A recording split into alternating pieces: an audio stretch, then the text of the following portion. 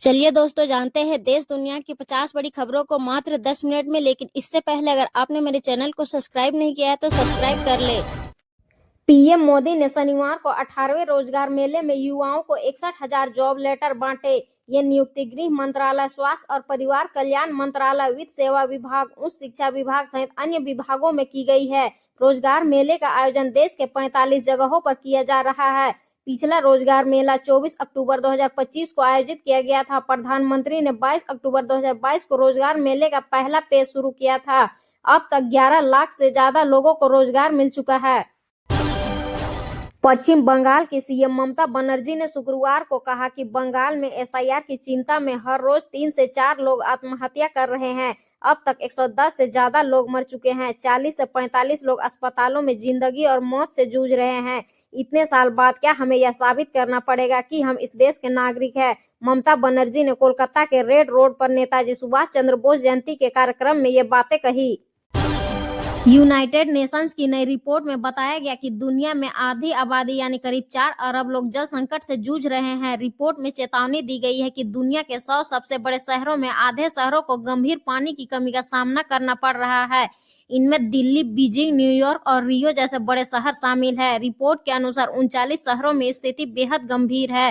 Report में दिल्ली चौथे स्थान पर है, कोलकाता 9वें, मुंबई 12वें, बेंगलुरु 24वें और चेन्नई 19वें स्थान पर है। इसके अलावा हैदराबाद, अहमदाबाद, सूरत और पुणे भी लंबे समय से पानी की कमी झेल रहे हैं। भारत ने न्यूजीलैंड पर इस सीरीज की लगातार दूसरी जीत हासिल की। शुक्रवार को टीम इंडिया ने कीवियों को 7 विकेट से हरा दिया। टीम ने 200 रन के टारगेट को 15.2 ओवर में 3 विकेट पर हासिल कर ली। इसी के साथ 5 मैचों की सीरीज में 2-0 की बढ़त भी बना ली। तीसरा मैच 25 जनवरी को गुवाहाटी में खेला जाएगा। रायपुर के शहीद वीरनारायण सिंह स्टेडियम में भारतीय कप्तान सूर्य कुमार यादव ने 37 बॉल पर नाबाद 82 रनों की नाबाद पारी खेली, जबकि ईशान किशन ने 32 बॉल पर 76 रन बनाए। दोनों के बीच 122 रन की साझेदारी हुई। अभिषेक शर्मा 0 और संजू सैमसन 6 रन बनाकर आउट हुए। टॉस हारकर पहले बैटिंग करते हुए न्यूजीलैंड ने 20 ओवर में 6 विकेट पर 208 रन बनाए। न्यूजीलैंड के कप्तान मिचेल सेंटनर ने नाबाद 47 रन की पारी खेली। सचिन रविंद्र ने 44 रन बनाए। भारत से कुलदीप यादव ने 2 विकेट झटके। Ishan Kishan player of the match रहे। 21 जनवरी को दावोस में ट्रंप के बाएं हाथ पर एक बड़ा और गहरा नीला निशान दिखाई दिया। भाषण के दौरान ट्रंप ने ग्रीनलैंड को कई बार आइसलैंड बोला। इससे उनके गंभीर रूप से बीमार होने की सुगबुगाहट फिर से शुरू हो गई। इससे पहले उन्होंने व्हाइट हाउस में कहा था, अगर मैं टैरिफ हटा लूं तो चीन हमारा सब कुछ छीन लेगा। इसकी अगली लाइन में ट्रंप की जबान अटकी और उन्होंने कहा, वो हमारा गरबा ले लेंगे, जबकि गरबा एक भारतीय डांस फॉर्म है। अमेरिकी राष्ट्रपति डोनाल्ड ट्रंप ने शुक्रवार को कहा कि चीन कनाडा को 1 साल के अंदर ही खा जाएगा। दरअसल कनाडा के पीएम मार्क कार्नी ट्रंप के गोल्डन डोम मिसाइल प्रोजेक्ट का विरोध कर रहे हैं। ट्रंप इससे नाराज हो गए हैं। उन्होंने कहा कि कनाडा हमारे बजाय चीन से दोस्ती बढ़ा रहा, जो उन्हें पहली ही साल में बर्बाद कर देगा। कनाडा पर आरोप लगाते हुए ट्रंप ने कहा कि वह उत्तर अमेरिकी की सुरक्षा के लिए खतरा है। यह विवाद तब और तेज हो गया जब कनाडाई प्रधानमंत्री मार्क कार्नी ने 13 जनवरी से 17 जनवरी तक चीन की यात्रा की और वहां व्यापार समझौते किए। इनमें कनाडाई कृषि उत्पादों पर टैरिफ कम करना और चीनी इलेक्ट्रॉनिक वाहनों के लिए कोटा शामिल है। द्वितीय विश्व युद्ध के बाद से जर्मनी और फ्रांस यूरोप की सबसे ताकतवर जोड़ी मानी जा रही है, लेकिन अब इसमें दरार आने लगी है। यूरो न्यूज के मुताबिक जर्मन चांसलर फ्रेडरिक मर्ज अब इटली की दक्षिणपंथी प्रधानमंत्री जॉर्जिया मेलोनी के साथ दोस्ती बढ़ा रहे हैं।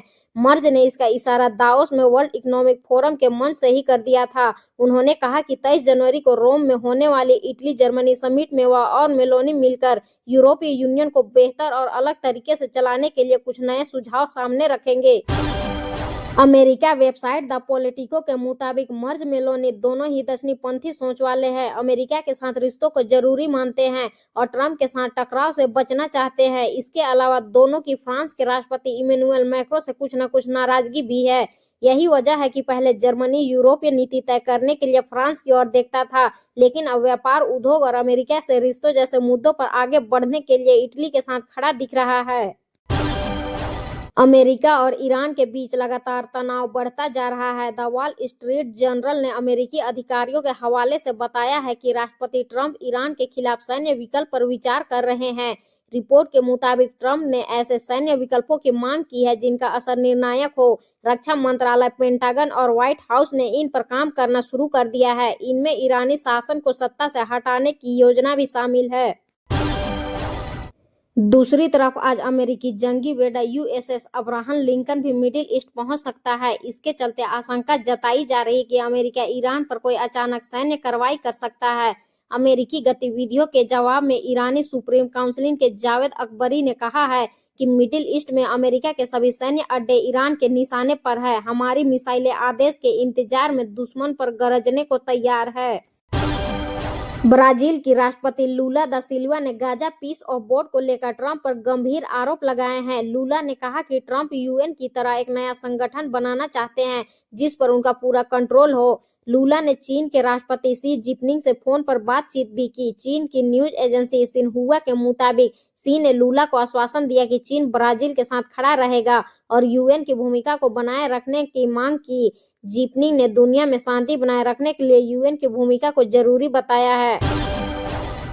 यूक्रेन, रूस और अमेरिका के बीच अबू धाबी में शुक्रवार को त्रिपक्षीय वार्ता हुई। यह बातचीत आज भी जारी रहेगी। 2022 में रूस के यूक्रेन पर हमले के बाद तीनों देशों की पहली संयुक्त बैठक है। यूक्रेन के राष्ट्रपति जेलेंस्की ने पहले दिन के बातचीत के बाद एक बयान जारी कर कहा है कि इसके बारे में कुछ भी कहना अभी बहुत जल्दबाजी होगी। जेलेंस्की ने आगे कहा, हम देखेंगे कि कल बातचीत कैसे आगे बढ़ती है और इसके क्या परिणाम निकलते हैं।